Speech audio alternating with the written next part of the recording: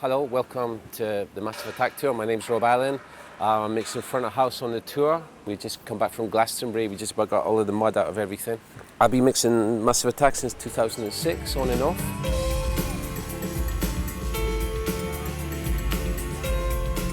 I made the jump from analog to digital around about 2005.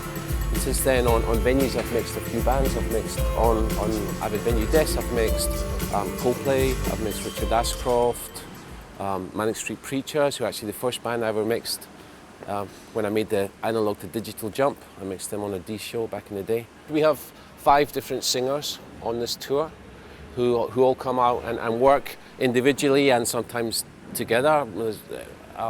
So yeah, I have all that programmed to the desk.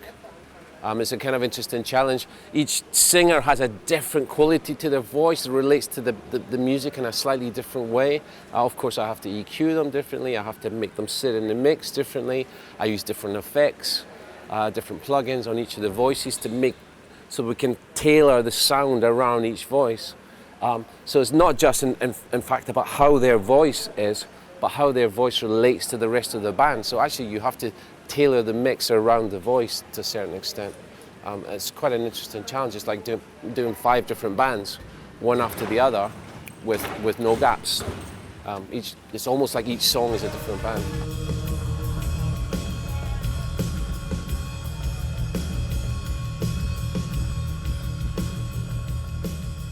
One of the big things about Massive Attack is the collaboration. So what we needed to be able to do was to collaborate on the kind of sound that we needed to make, to collaborate with the artists about not just the details of the sound, but the kind of viscerality of it, how physically the audience would get involved in the sound. And the only way to do that was in a virtual sound check mode. So we sat in a production rehearsal for a week, and the band would play, and I'd get it down onto ProTools, then we'd play it back, and we'd sit around as a group and discuss the mix, and to discuss the kind of emotional impact of some of the sounds as well. So not just the detail of the snare up here, the hi-hat down here, but at this point in the set, we need the audience to be engaged emotionally in a particular way. So we need to accentuate the sub bass, or this needs to be really aggressive, which tends to transmit high mids into the audience. So we did sit and go in a lot of detail, not just details of audio, but details of how the audio kind of has a kind of psycho-emotional effect on an audience as well. So it was a kind of interesting process that we went through.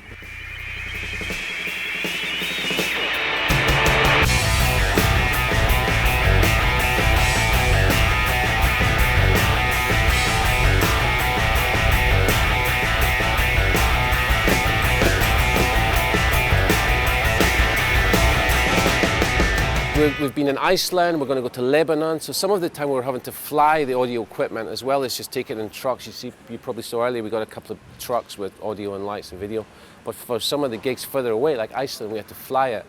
So it's really important that I had a small and compact setup, something that could fly, that didn't weigh very much, because every extra kilo of weight was very expensive to the production, which naturally meant for me that I would use the S3L. It's the smallest, most compact desk with enough power to do the show. I've only ever mixed them on venue consoles. I certainly can't imagine mixing them on an analog console, out of the question. And I can't even imagine mixing it on any other digital console. Actually, the venue's the only consoles that give me the plugins, the recording, the virtual sound check. It's unthinkable to do the kind of things I do instantaneously on one frame of a time code. I make 17 different changes around the mix. Unthinkable in an analog world. Just wouldn't happen. Couldn't do it. Oh, where are all those flowers gone? A long time passing. Oh, why you keep us just to keep me tasking? I want you to keep on asking. I'm just going to play you a tune. Now just kind of show the kind of stuff that we're doing. I'm going to play Paradise Circus. So I'll set the Pro Tools running. And here we go. We're in a virtual sound check mode, so it gives me it means I can kind of check on stuff. I can check on my electric snare, make sure that that's okay. There's my kick drum.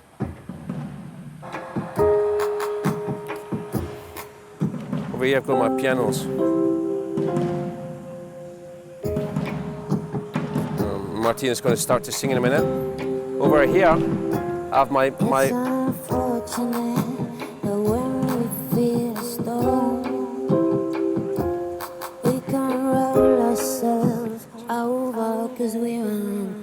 I could just work on her vocal.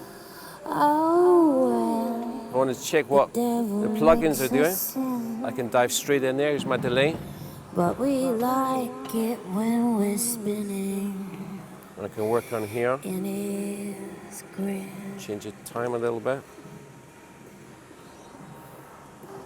I'm happy with that. I can go back to the inputs page quickly.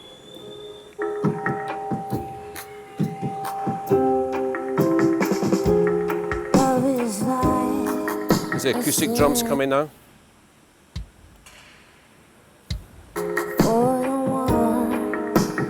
Got my reverb over here.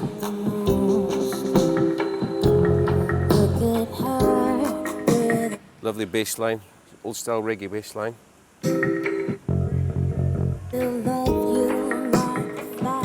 See, I had a lot of top end to the bass guitar.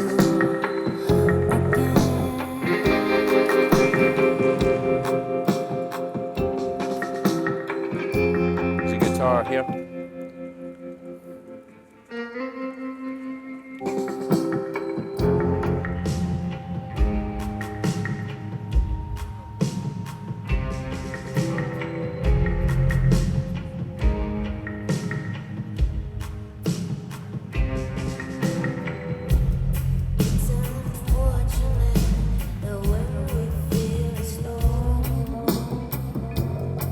I did a little bit delay there in the gaps.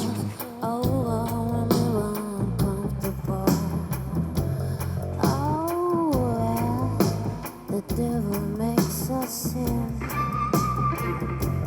But we like it when we're spinning. It's great. I quite often do this on the reverb, on the drums.